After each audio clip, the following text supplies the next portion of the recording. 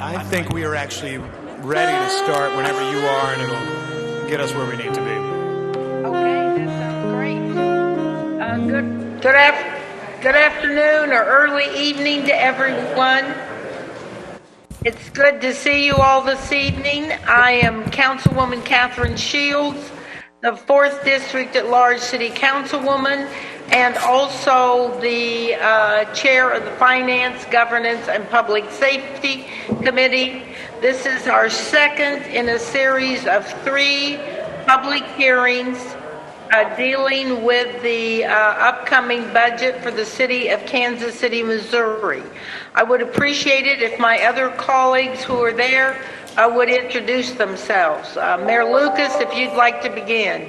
I'll go ahead and start. I'm Quentin Lucas, the mayor of Kansas City. I thank all of the folks in attendance. We have several dozen people here, Councilwoman Shields, so we look forward to having the in-person component.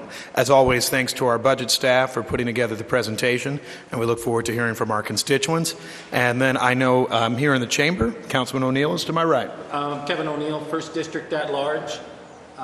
Thank you, Krista, for putting this all together for us, and thank you all for showing up tonight.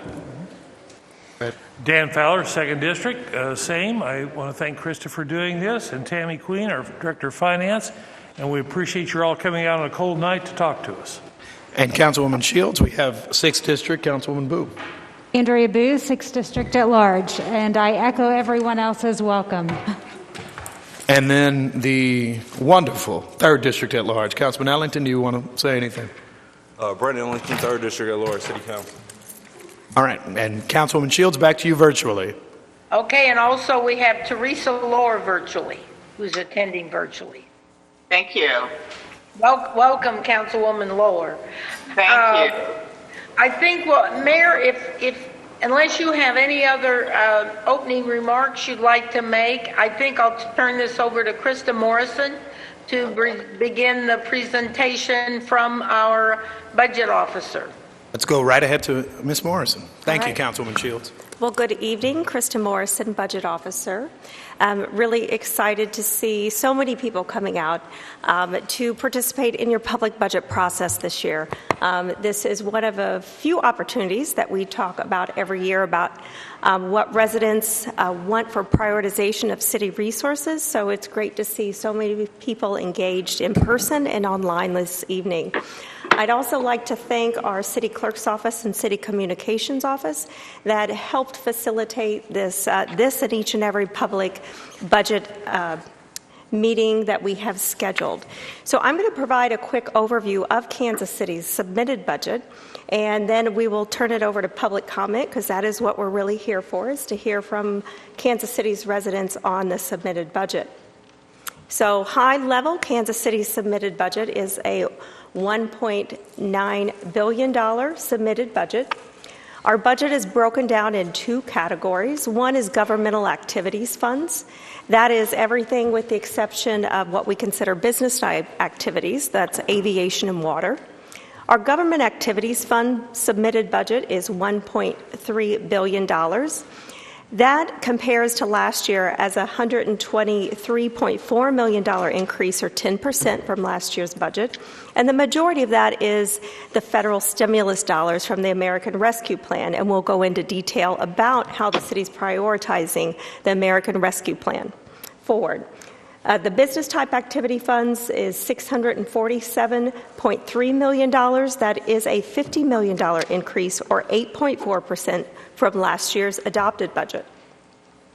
So our adopted budget is available online at www.kcmo.gov. It is some light reading material at 500 pages, but this slide really walks through the major sections of Kansas City's budget.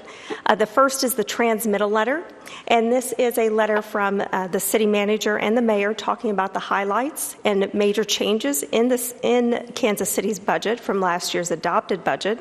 There's a city overview section, a budget overview section, and budget overview is a broad highlight. So if you don't want to read all 500 pages, these 30 pages in the budget document are a good place to start to learn about Kansas City's budget. Then we get into the program activity pages, and the program activity pages start to show you each and every department, how they're funded, how each and every program, major program contained within those departments are funded in the current year, and how that compares to the last 2 years' worth of budgets. There's a capital and debt overview section of the budget. There's a glossary, as well as fund schedules. So, very broad overview of Kansas City's submitted budget by fund type. We talk about a third every year. Kansas City's budget is broken out effectively by a third of which is being water and aviation funds. These are the gray areas in the chart you're looking at here. These funds are limited to what the dollars can be spent for, specific to water and aviation activities. The next third, in looking at Kansas City's budget, is this category called special revenue, capital funds, and debt funds. These funds start to get much more restrictive based on what the allowing legislative or ballot language for each of those funds. And I'll use the example of the fire sales tax fund. When voters approved the fire sales tax fund, the language in the ballot was very specific for what those dollars could be used for. So this is the other third of Kansas City's budget, and it is special revenue, debt, and capital. The final third of Kansas City's budget is the general fund. And this is the least restrictive of Kansas City's funds, but we'll walk through in the next slide what programs are actually funded in Kansas City's general fund. So this slide focuses on the general fund. This is oftentimes considered and is the least restrictive, but it also funds some of the major programs and services from Kansas City. 65.3% of the general fund is public safety. You'll see police department is our largest department at 37.9% of the general fund, fire at 25%, and our other public safety department is municipal court. The general fund also funds important programs such as trash removal, recycling for the city, neighborhoods, and housing services. The slide to the right is our revenue by type for the general fund. Our largest source of revenue is earnings tax, and this was passed again in 2021. It represents 41.7% of the general fund, and earnings tax is $253.2 million. You'll see here, and I won't go through each and every one of these because we have a lot of people here to hear from this evening, but you can see how each and every type of revenue supporting the general fund. So the American Rescue Plan, given the city has faced, just like most households, has faced quite an economic challenge because of the COVID-19 pandemic. We have received, and this budget includes, Tranche 2 of the American Rescue Plan. And Tranche 1 was last year, Tranche 2 is the final of 2, and the budget includes $97.4 million from the American Rescue Plan. I will say that the city would be in a very different position absent of receiving these federal stimulus dollars, including exhausting our fund balance and facing more difficult cuts. But the budget submitted to you is balanced, and it does include the rescue plan.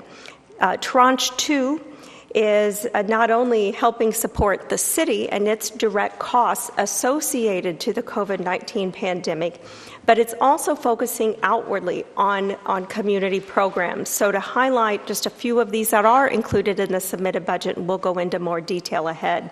Affordable housing, clean and vibrant neighborhoods, unhoused initiatives, safe and healthy communities, equity, focused both internally on city operations as well as outward to our community, revenue recovery. Our budget focuses on city employees. The submitted budget, Kansas City has not had a market pay analysis implemented in over a decade. So this submitted budget includes getting our employees up to market pay based on that pay study. It also invests in city technology infrastructure. So a few highlights by council goal, with the first being transportation and infrastructure. The transportation and infrastructure is $689.6 million. And a few highlights of what this budget funds. It continues to fund zero fare transit for KCATA. It invests in new street sweepers and a dedicated litter cleanup crew. It continues investments in Vision Zero. Vision Zero is the city's initiative to look at intersections with high safety incidents and really focuses attention to address safety at those intersections. It begins the expansion of the city's bulky item program. It maintains and invests in equipment for enhanced snow removal. In the area of public safety is $522.3 million. The submitted budget creates a new community policing and prevention fund. It adds a diversity, equity, and inclusion officer in the fire department. It also adds violence prevention funding in the health department. Planning, zoning, and economic development. The submitted budget in this category is $329.8 million. We're adding staff for support and development, plan review in the city planning department. We're also continuing to explore options for the solar farm at Kansas City International Airport. Neighborhoods, housing, and healthy communities. The submitted budget is $225.1 million. There is a lot of positive investment in this category in response to really community engagement and coming out and telling us what your priorities are. The budget invests $12.5 million. This is the second year of an investment of $12.5 million to the Housing Trust Fund for a total investment of $25 million. There's also a dedicated $2.5 million in right to counsel. The submitted budget invests $2 million in dangerous building demolitions, as well as $1 million in neighborhood nuisance abatement. And then the submitted budget maintains funding for tenant advocacy.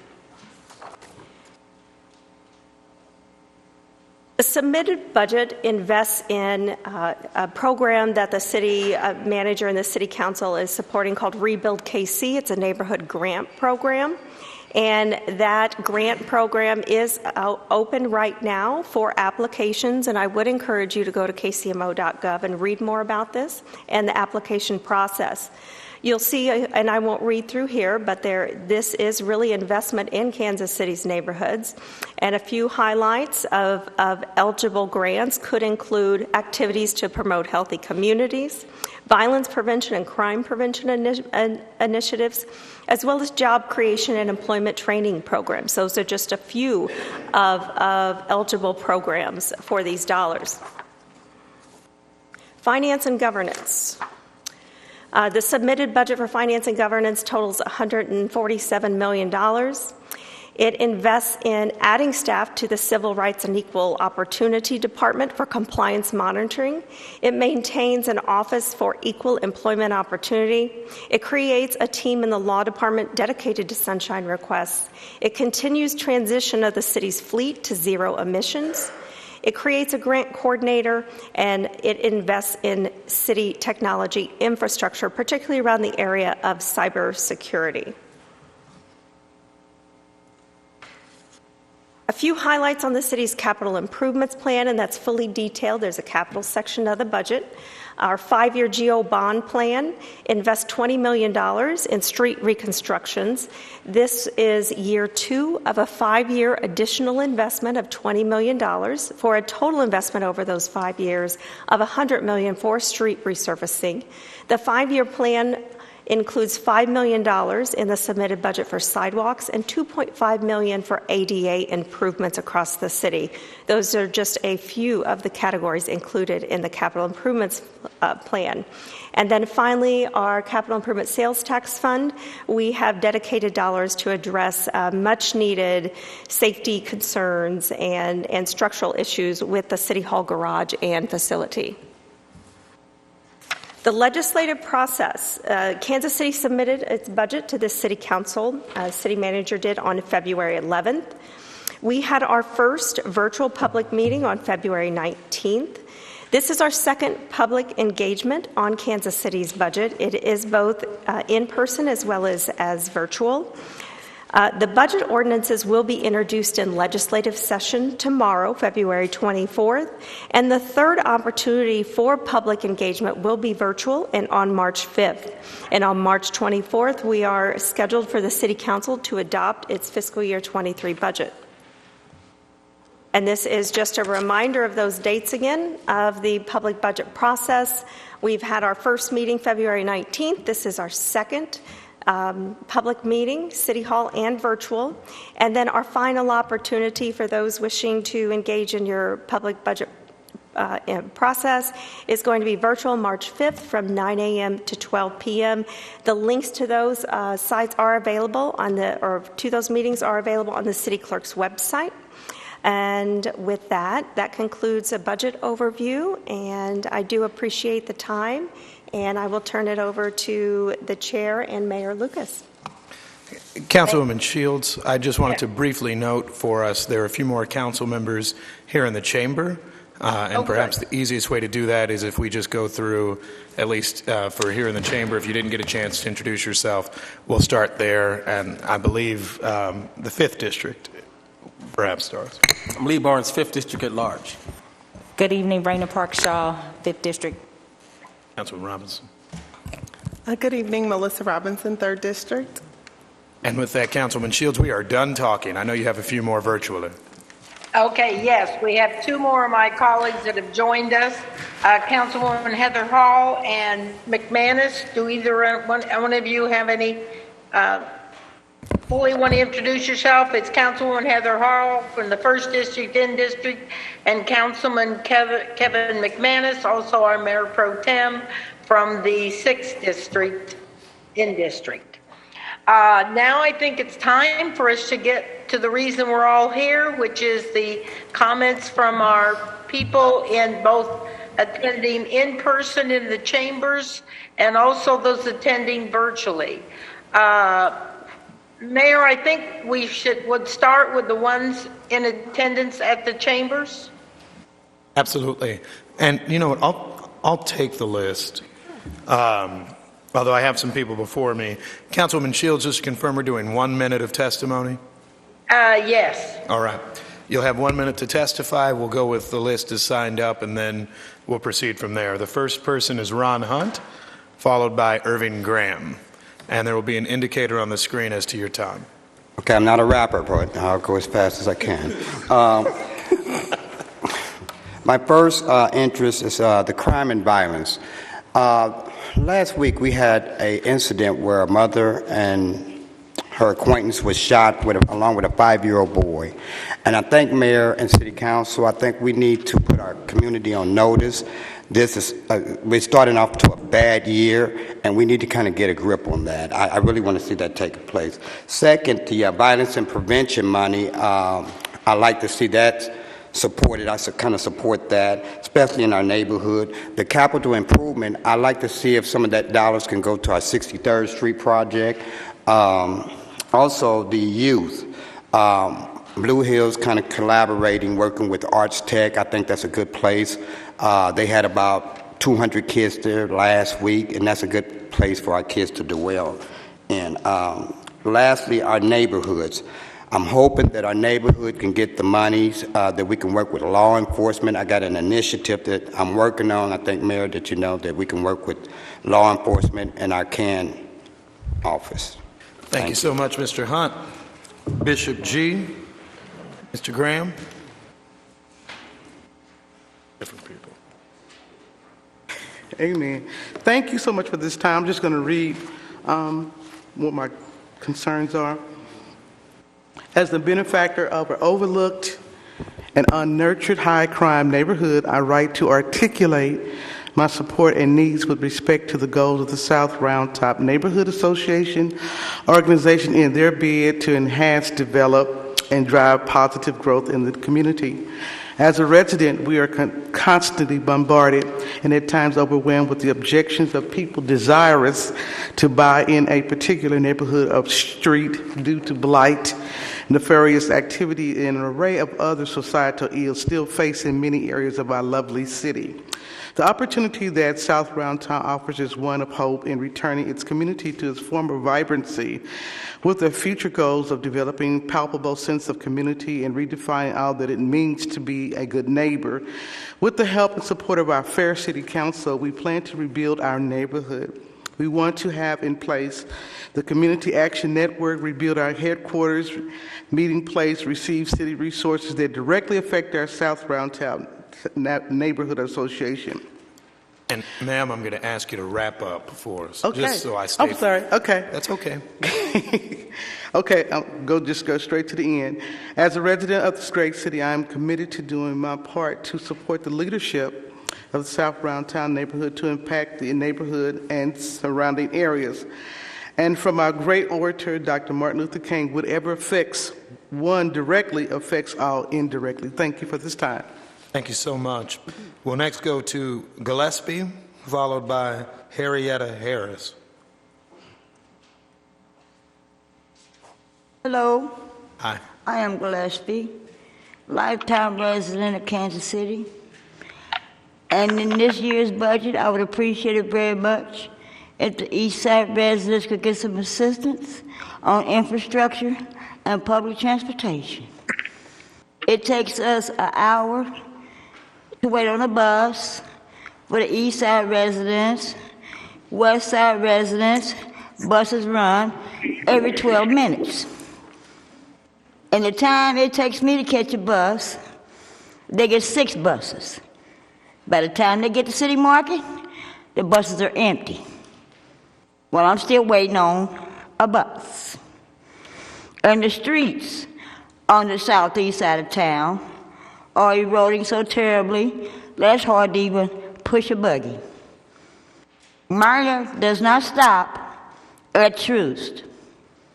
From Warnell, Ward Parkway to Troost, Meyer is perfect. Once you cross Troost, you got patches and potholes. Thank you very much. Thank you so much. Ms. Harris, Henrietta Harris, and you'll be followed by DJ Yearwood.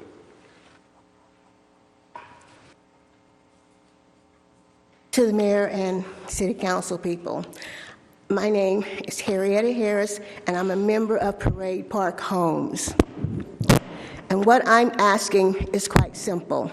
I'm asking for help, for funds, to rehab Parade Park, not redevelop, rehab. Parade Park has been there 60 years, and everybody knows how it started, and they know that we've been successful. Now we're down on our luck.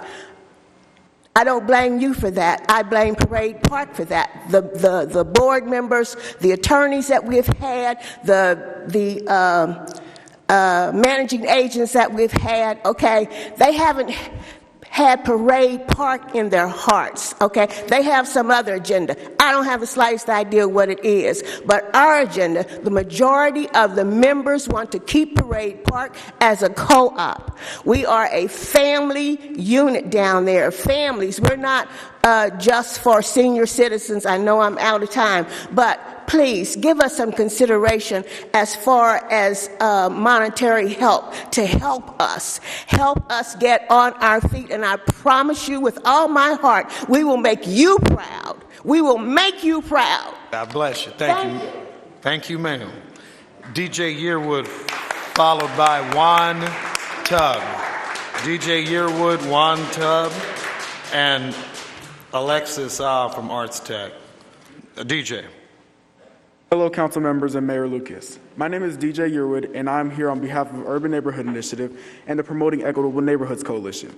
UNI strongly supports a few things that we hope we can ensure gets recognized. Those being money that is allocated to the city's housing trust fund of that $25 million should have an additional requirement that the housing trust fund money can only be allocated through a transparent competitive RFP process. 2, we support money for adequate staffing in the city's Housing and Community Development Department, where 43% of the positions are vacant, to replace senior staff who have or will retire, to support the new Housing Trust Fund and manage and administer city grant contracts, in addition to staffing for new tenants' right to counsel and the city's unhoused program. We also support allocation for money for adequate permitting staff within the city's planning department and to process new permits and new and rehab housing. And we also advocate for a strong additional support for items being advocated by our friends and partners, including the Greater Kansas City Coalition to End Homelessness, who advocates for more housing units for single individuals in homeless navigation center. The KC tenants advocating for the Office of Tenant Advocacy and the Right Council staff, and the KCMO Health Commission, who is advocating for their new improvement plan, CHIP. All right, which housing is a major component. Thank you so much. Juan Tubb. He'll be followed by Alexis and Lamar Vickers. Good evening. My name is Juan Tabb. I'm the Executive Director at Arts Tech. At Arts Tech, it's really simple and clear what we do. We do youth empowerment. We don't empower youth. We put youth on the road to empower themselves, self-empowerment. And so we do that through employment and training programs. We do that through, creativity with arts, technology. My motto since I got there 8 months ago is, if your child is with me in Arts Tech, they're not out there with them. And so it takes funds, it takes money. I don't specifically want to speak to funds. I want to speak to possibilities. And so we had a possibility to have impact out in the streets, impact with our youth.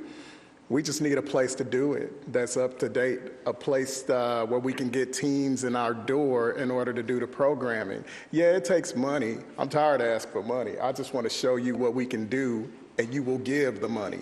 And so I just want to pass the mic to a young person that we work with at Arts Tech. Hello, my name is Alexis, and I work at Arts Tech. What I do there is I work on a computer, and I answer the phone. I help others that... We can't hear you, babe. I help others that need help. I show others around Arts Tech whenever they need. You can learn a lot of stuff at Arts Tech. You can sell your art. You can get your diploma if you have not graduated. You can learn a lot of different things there. Arts Tech actually made me a better person than what I was before, because I was struggling. I was struggling bad, so when I got my application at Arts Tech, they really made me change my mindset to what I had before. And I just want to thank Arts Tech for making me a better person. Absolutely. Thank you, young lady. And see, that's the impact. That's the impact. I didn't write that statement. We got you, brother. She took 2 days writing what she wanted to say. She wanted to be succinct, yes, but also have impact. Yes, sir. Someone came to me and said, you need to bring as many kids as possible. I said, no, we can bring one person, and they'll have the effect of 20 kids. All right, brother. We got you. Thank you. We'll let you go. Mr. Vickers. Hey, I wanted to come and speak to the issues of crime. Wanted to come to you and speak to you of the issues of crime, trash, housing, as it pertains to the 3rd and the 5th. We've met with many of the neighborhoods, and we're asking you to come with a very comprehensive approach and plan for the 3rd and the 5th in those areas. It is desperately needed, long overdue, and to call on us for any part of it, because it is time that we truly sit down, address this, and they talk about Easter truce. Let's go Easter for sale. Easter for sale in this budget, and let's help and work together to make this city better, safer for all. Thank you, my brother. All right, at this point, that's actually all the preliminary sign-ups. So if you would like to speak, what I'm going to ask you to do is line up on this side of the chamber. And so just, if you'd like to speak, line up on this side of the chamber, and then we'll just go in the order that you are here, okay? And so, young lady, we'll let you go ahead and start because you're right in front of the microphone. But go right ahead. Thank you. I especially appreciate being identified as a young lady. That hasn't happened in a while. Some of us, you are. Touche.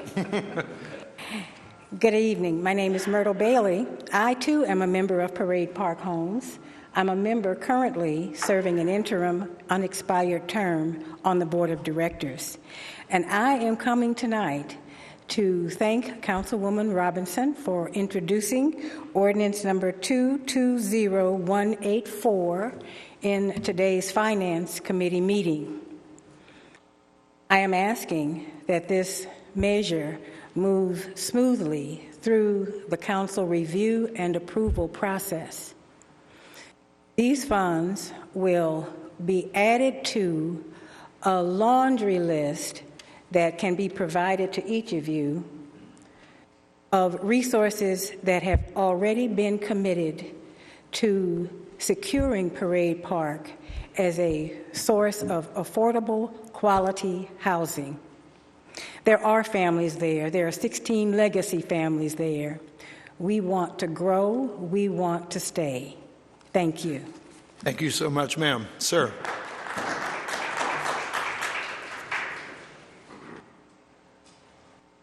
Good evening. Listening to the testimony so far, it seems to me some of these issues that the citizens have brought up can be improved by more effective city service. But it's no secret the city labor force is severely depleted right now. And at the moment, Quick Trip has signs in the window hiring at $19.50 per hour. The city is currently listing skilled labor positions at nearly $4 an hour less than that. If the city is truly committed to hiring and retaining the type of employee necessary to maintain and improve our crumbling infrastructure, drastic changes need to occur throughout the entire wage scale. Thank you. Thank you. Come on down. Miss Linda from Blue Hills. Gosh, it's something when you know your name, huh? But I'm not speaking just for Blue Hills. I'm speaking for neighborhoods in the city, in 3rd and 5th District. Everybody says we don't come together. Yes, we do, don't we? And we want to make sure that our neighborhoods get to where most of us that grew up here, how they looked. In order to do that, we need money. It's no way you can do what needs to be done if no money is out there for neighborhoods. So we always talk about housing, crime, trash. If we did those 3 things, then the crime and all that would help. Because without those things, people have places to hide. The trash is flowing all through our neighborhood. And 3rd and 5th District are not poor neighborhoods, but don't label us like we are poor neighborhoods, because we are not. But with money, we can stop begging for our neighborhoods.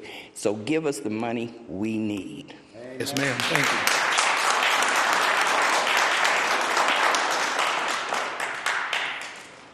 Yes, ma'am. Hi. Not good at speaking in public, but That's all right. I am one of the senior correction officers for municipal court, and I'm speaking on behalf of myself and my crew. I feel like the city is throwing away money to Vernon County and Johnson County. We need our own correction facility here. Let us take care of our own people, because those counties are not treating our people correctly. We are short-staffed. We are very, very underpaid. All of us city employees, we need our money. And y'all are wasting money with those 2 counties. That could be in our pockets for our families.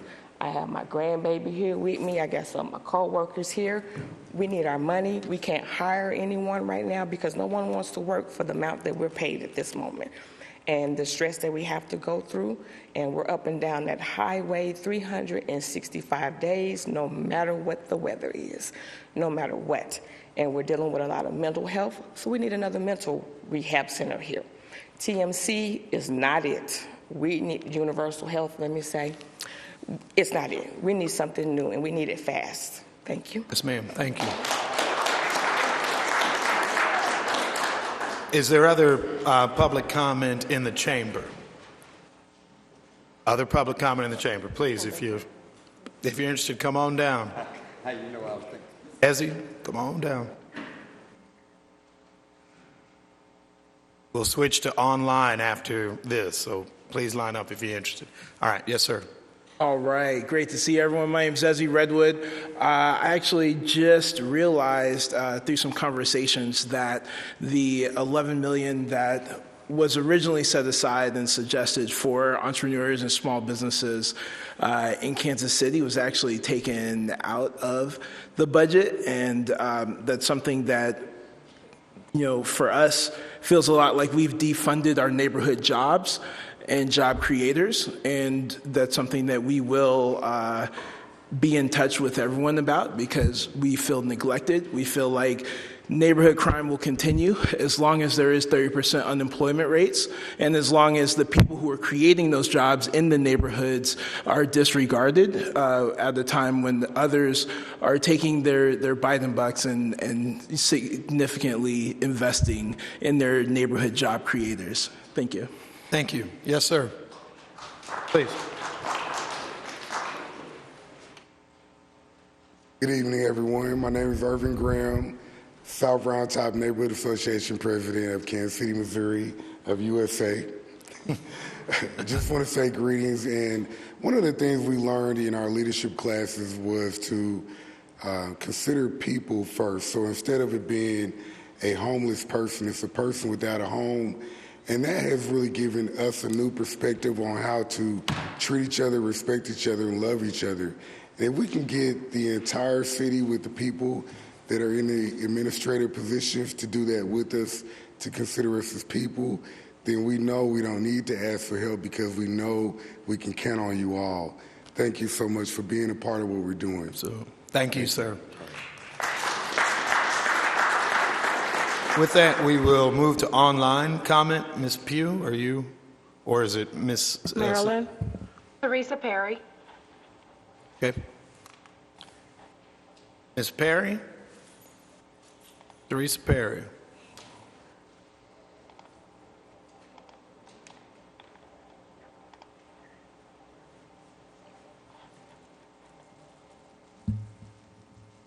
All right, we'll try to get her back in the queue. Madam Clerk, can we get our next person?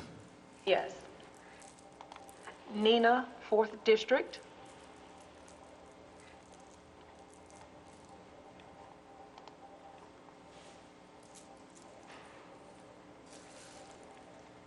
All right, Nina?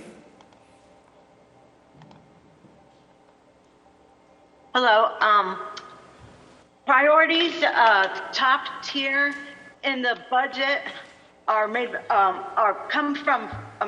reflects people with luxury and privilege provided by employers and a city who value their workers and their, while the low-wage worker of Kansas City, 29,000 of them are devalued by their employers and this budget with poverty wages, price gouging on basic needs for housing and food. If any of our leaders writing our budget were not having their basic needs met, I'm sure the budget would prioritize basic needs for 29,000 working residents who can't afford the luxury of basic needs. Shortage in affordable housing matches the shortage of jobs that value workers in wages. Thank you. Thank you. Teresa Perry. I see Teresa Perry is on. Ms. Perry. Good evening, and I just want to reiterate, because it looks like everyone has said the things that I'm thinking, the things I wish take place. So I just want to reiterate and support our city workers, I want to reiterate and support housing. I want to reiterate and support not affordable housing, but able to afford housing and housing for our houseless. I mean, it's money been sent down the pipe. I'm praying that in this budget that our leaders, please take a look at music for our children.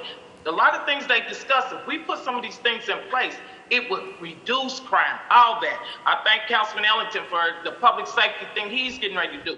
We need to focus on these things, and I promise you, will help reduce crime. Thank you. Madam Clerk. Alexi?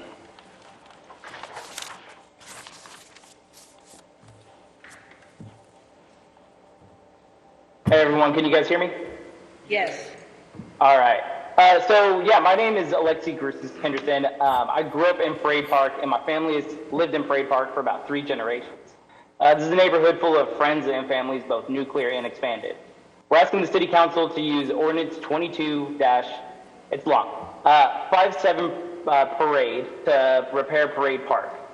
This is an opportunity to preserve a central part of Kansas City's Jazz District history and has the ability to preserve 500 Black homes and households that create a path towards home ownership. Residents can use the homes to build equity and use that towards future home ownership as well.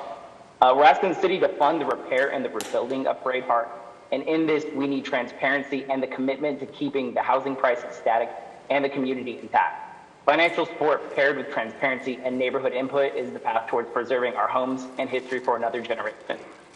Thank you. Appreciate your time. Nancy Highshaw?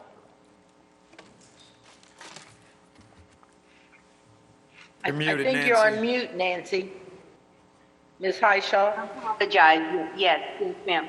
I am a homeowner of a home of 100 years old off of for sale. I cannot get any assistance to get any work done on my home because I'm a city employee and they consider me to make too much.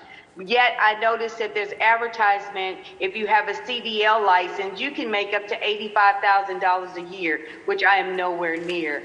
So I would really like it if the council works with the union, the 500 union, to help us to get raises that we have not received in years, and also to help the people that have old homes and older individuals. I'm 60, to get our homes up to par, because I live in an area where there's Section 8 and trash.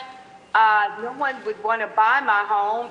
It's 100 years old, and I can't even get, maybe a loan to help get a roof or anything, because I make just a little bit too much, they say. Well, I really don't. So I would like to see that. And I also would like to see that our taxes are not raised on our homes. They are valuing our homes for way more than they're worth and charging us a lot when you... Jim Turner?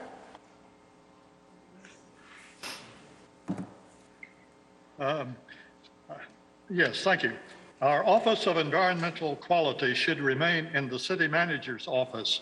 The dire climate situation requires robust action by forward-looking cities. Our OEQ staff must build vigorous plans that fit our city's resources and capabilities.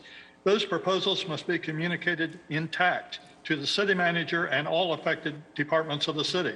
That provides opportunities for people to learn of the proposals and plan for governmental and non-governmental activity that supplies what climate protection requires. But if OEQ were submerged within a neighborhoods department, then its proposals pass through a department head with multiple responsibilities. Performance reviews by that department head might reward team players who dilute the climate proposals to accommodate other interests within the neighborhoods department. We'd see slow-paced advances that make Kansas City be viewed as a laggard, not a leader, in protecting our climate. Thank you for this opportunity to speak. Thank you. Craig? Good evening. I'm Evie Craig, Executive Director of the Arts Asylum, recently relocated to 824 East Meyer in a historic rabbinical college in Synagogue Building. I'm a board member of Missouri Citizens for the Arts and president of the Passaic West Neighborhood Association, and thank you for this opportunity. For the past 2 years, I've asked the City Council not to reduce or eliminate funding for key arts programs and to consider investing in a more robust arts infrastructure. Thanks to the hard work of James Martin and the Municipal Art Commission, among others, we will have public art displays at KCI that will dazzle the nation. Pre-pandemic, Kansas City's creative economy was among the fastest growing in the region, attracting audiences of more than 1 million, providing jobs for thousands, and having a combined economic impact in the metro of almost $1 billion. As COVID set in, we were devastated. Performing venues, galleries, and museums were shuttered. Artists lost jobs and housing, and the Kansas City tax base took a major hit as ticket sales and the accompanying dining, hotel, and local travel revenues plummeted. Now we are slowly reopening and learning what we need to do to keep artists, art workers, and patrons safe, but it's taking and will take time. Arts organizations are likely to take 6 months longer to recover than other industries. Amanda Wilson. Good evening. My name is Amanda Wilson. I'm with LISC, and I'm joining tonight with Promoting Equitable Neighborhoods Action Group, or PEN, to advocate for 4 items around affordable housing. First, the city must allocate additional dollars to the city's housing trust fund and ensure those dollars are allocated through a transparent and fair process. The city must also dedicate resources to identify and secure other sources of ongoing sustainable funding for the housing trust fund. Second, the city must allocate dollars and resources to adequately staff the city's new housing and community development department, where over 40% of the positions are vacant. Staff must be brought on immediately to support the first round of the Housing Trust Fund RFP that is set to launch next month. This is a hugely important undertaking for our city and must be given adequate resources. The Office of Tenants' Rights to Counsel, the city's unhoused program, and everyday grant and contract management of CDBG Home and CCED all require immediate additional funding or staffing. The city must also ensure new positions have competitively paid schedules to attract and retain high caliber personnel. Third, Anita Dixon. Hello, my name is Anita Dixon. I'm the Executive Director of Creative City Kansas City, the UNESCO Creative City of Music, the only creative city of music in the United States for the last 4 years. We have been here supporting Kansas City with dollars from everywhere we could get it. We've been around the world. We've done a number of things. We submitted a 4-year report, and it's time that Kansas City understood the enormous opportunity this is in having an international designation of this kind. We are building, if all of you will check, there are emails from around the world from people supporting our efforts to be a part of the annual budget. You need to really take a look at them because they're coming from everywhere. San Cristobal, Mexico, Hamamatsu, Japan, and people who are saying, support UNESCO Creative City of Music. It is time we started having an industry like Nashville and New Orleans, and we can get that done.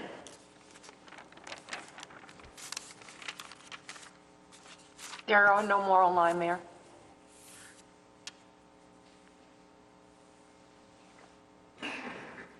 Says there are no more online. Oh, there are no more. I'm sorry, couldn't quite hear. All right. While we're all here, is there any further public comment in the chamber?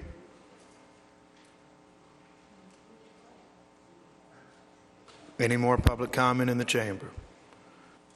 Yes, please.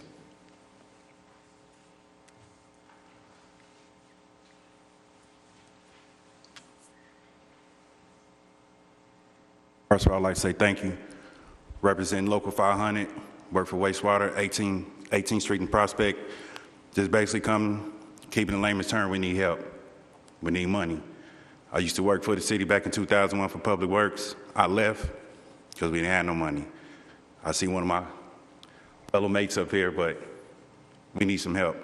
I know we're not the police. We don't stop crime. I know we're not the fire department. We don't put out fires, but we got the water. We keep it clean. We work in hazardous water. Don't get hazardous pay. All we need is some help. Local 500, Robert speaks.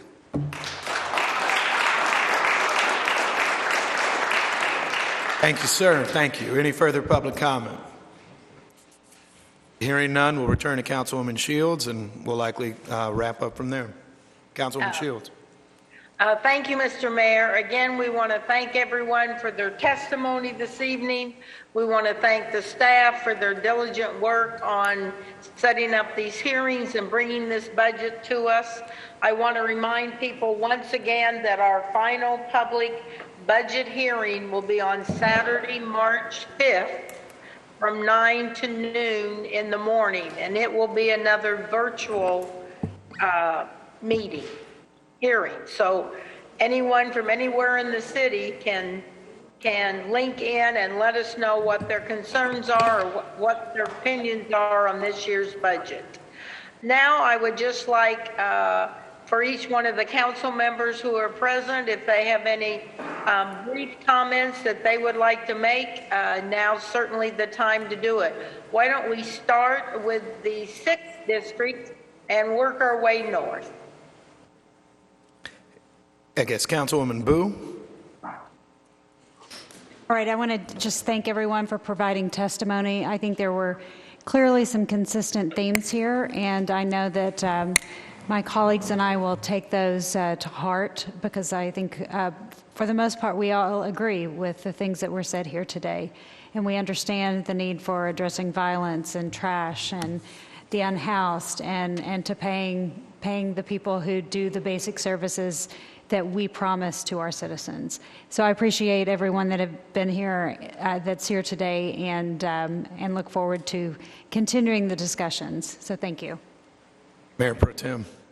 Thank you, Mr. Mayor. I just want to thank everybody for participating today as well, and thank our staff for the hard work they've shown in putting this budget together. I agree with my colleague. You know, we are such a diverse city. We have people from all over who come to these hearings, whether virtually or online, but we do consistently hear the same concerns. And so I think that's helpful for us as policymakers to kind of take that information and make adjustments where necessary. And so I want to thank our chair as well for helping us organize this. As a member of the finance team, it's a difficult task to balance all these different priorities, but I think these hearings really do help us in doing so. So thank you all.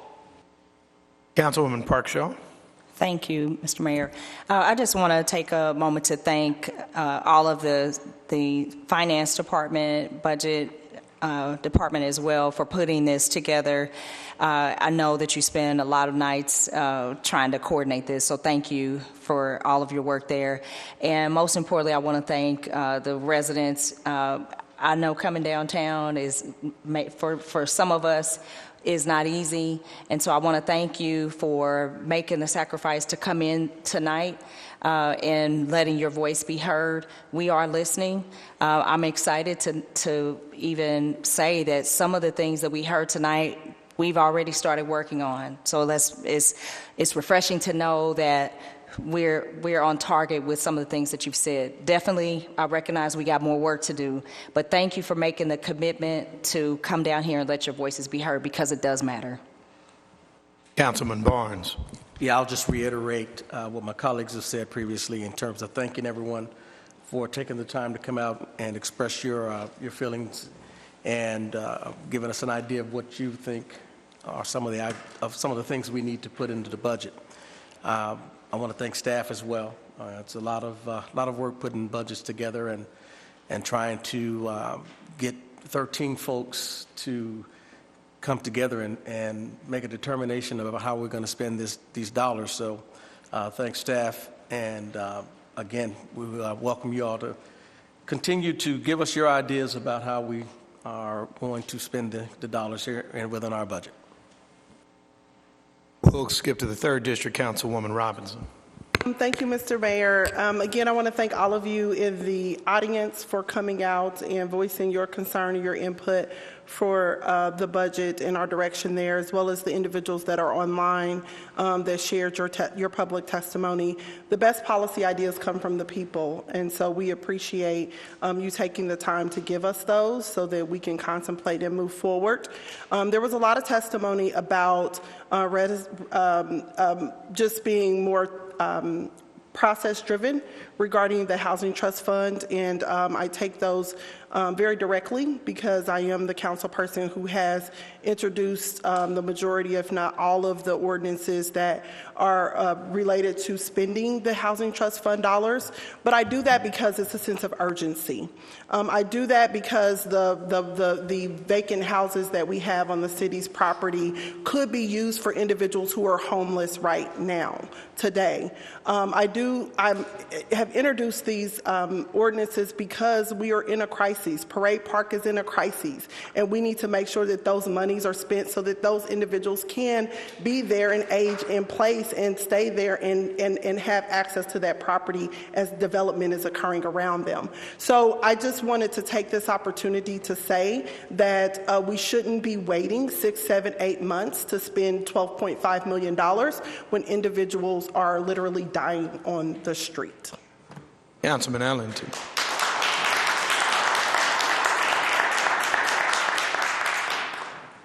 Couple comments real quick.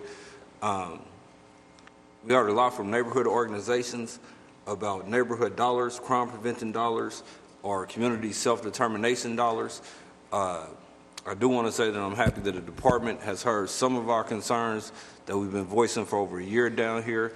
For some of the neighborhood associations that are not aware, there is some extra opportunities with the health department and the Office of Citizens Engagement when it comes to creating more partnerships with the city and also creating more community self-determination with those neighborhoods. And then there's also a lot of appetite for the East Side Neighborhood Organization. I only mention that because I've seen a few 5th District Neighborhood Association presidents that asked me about it. I know there is some appetite on the council, so hopefully we would introduce both of you guys, 3rd and 5th District in there.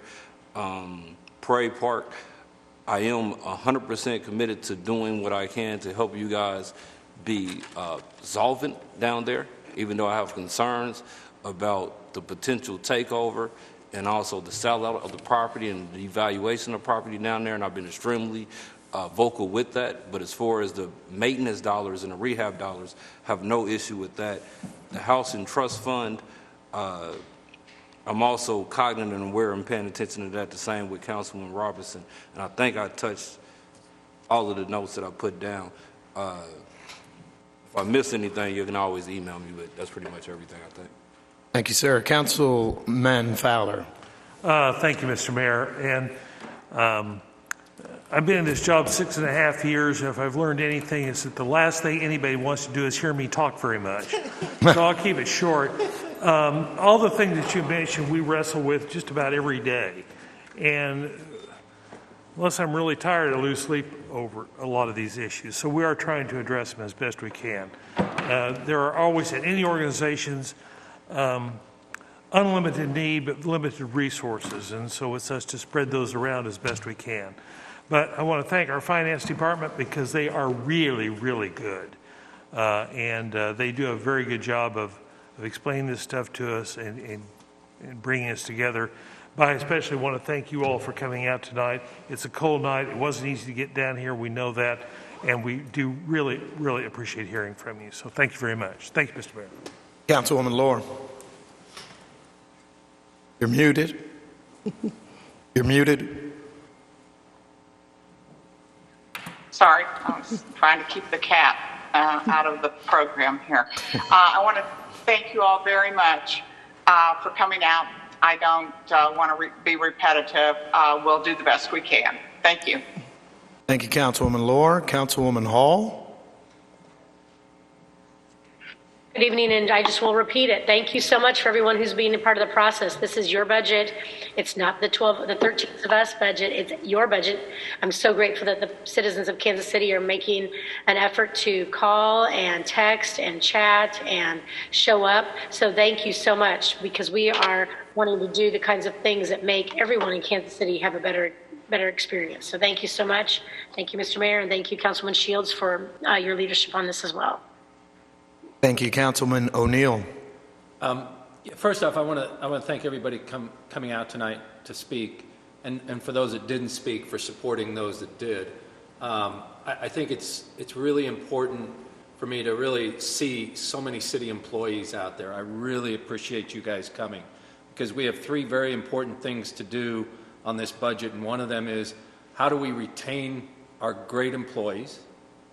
How do we keep our people that are here making enough money to stay here with us?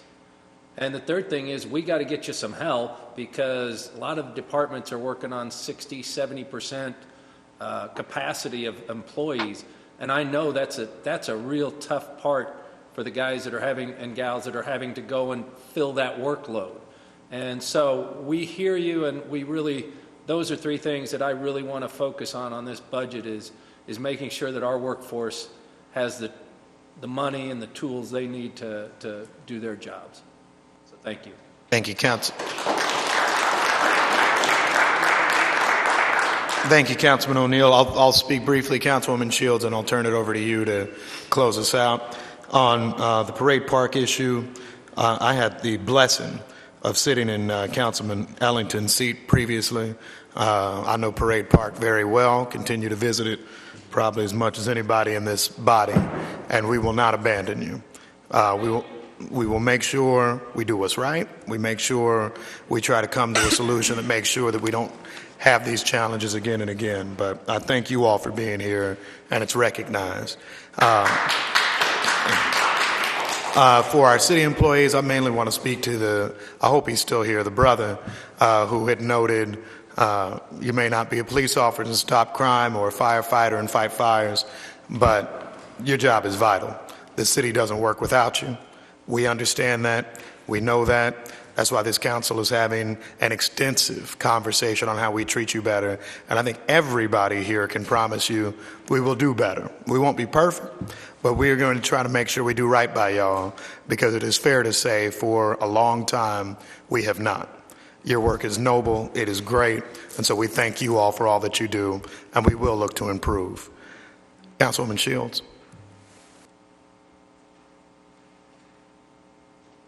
Thank you, Mr. Mayor. And again, echo very quickly, thank you all for coming out tonight. We greatly appreciate it.